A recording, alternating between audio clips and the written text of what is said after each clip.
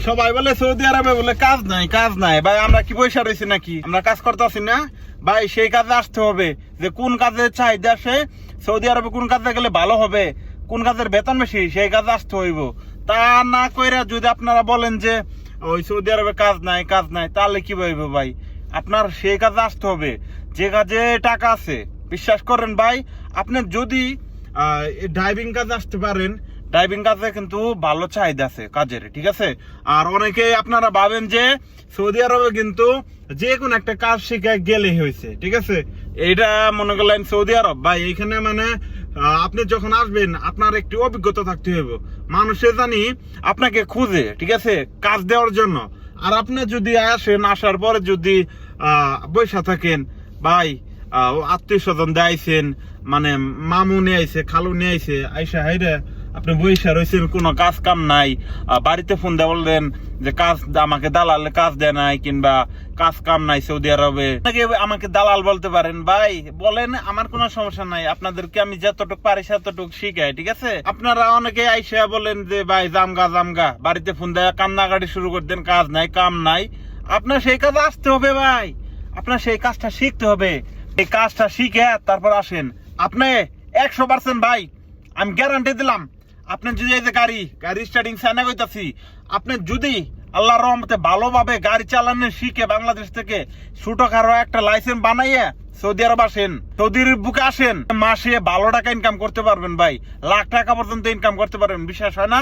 হ্যাঁ, আমি হয়তো লাখ টাকা কামাইতাছি না, অনেক কোম্পানি আছে, ভালো ভালো কোম্পানিতে আপনার যাইতে হবে, সেই কোম্পানিগুলোর সাথে যোগাযোগ করতে হবে, সেই কোম্পানিতে যারা আছে তাদের সাথে বইলে ভালো একটা ভিসা আনতে হবে ভাই, তাহলে সে আপনাকে কি করবে, তাহলে আপনি সেই কোম্পানিতে একদম আসতে পারবেন। আপনি যদি দালাল ধরে ডাইরেক্ট, যদি আপনি কোনো কাজ জানেন না, কোনো কিছু জানেন না, পাসওয়ার্ড দিয়ে দিলেন দালাল রে, আমাকে এই কাজে নিয়ে দে, আপনাকে সেই কাজের কথা কই অন্য কাজে ঢুকাই দিবে, তখন আপনি কি করবেন?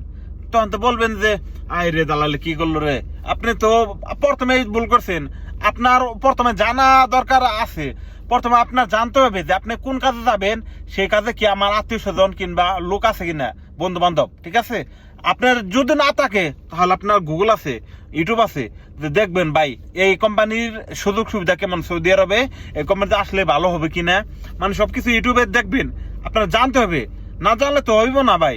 আমরা যারা বাংলাদেশি আছি প্রথমে কি করে একটা ভুল, সেটা হচ্ছে মানে বিদেশে যাওয়ার জন্য পাগল হয়ে যায়, মনে গেলে খালি টাকা আর টাকা। ভাই এত কষ্ট করে আসেন, আসার পরে সেটা বুঝতে পারবেন, ঠিক আছে, যে কতটা কষ্ট এই দেশে আসার পরে যদি কাজ ভালোভাবে না মেলে। আপনাকে অবশ্যই আমি বলবো, যদি সৌদি আরবে আসেন, আপনি ভালো একটা কাজ শিখে তারপরে আসেন, তাহলে কিন্তু আল্লাহর রহমতে ভালো টাকা ইনকাম করতে পারবেন। আপনি যদি গাড়ি চালানো শিখেন, কিংবা আপনি বড় ট্রাক চালাতে পারেন, কিংবা আপনি বেকু চালাতে পারেন, ভাই এই কাজে কিন্তু ভালো টাকা আছে।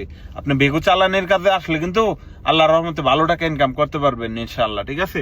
আর হইতাছে আরেকটা বিষয়, সেটা হচ্ছে আপনারা যারা বলদিয়া কোম্পানিতে আসতে চান, আমি মনে করি মানে আমরা ইয়াং বয়সে যারা আছি, বলদিয়া কোম্পানিতে না আসাই ভালো। যদি আসতে চান তাহলে ড্রাইভিং শিখে বলদিয়া কোম্পানিতে আসেন, তাহলে ভালো হবে।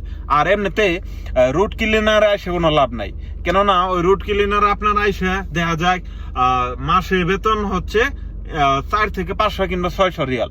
ওইখানে কিছু দান্দা আছে, মানে সব সময় না, দান্দা বলতে মানে সৌদি আরবের রাস্তায় যখন ডিউটি করবেন, যদি কেউ পছন্দ হয় কিংবা ভালো লাগে, মায়া লাগে, তাহলে কিন্তু 2-4-20 রিয়াল 10 রিয়াল আপনাকে হাদিয়া দিবে, মানে বকশিস দিবে আর কি, ঠিক আছে?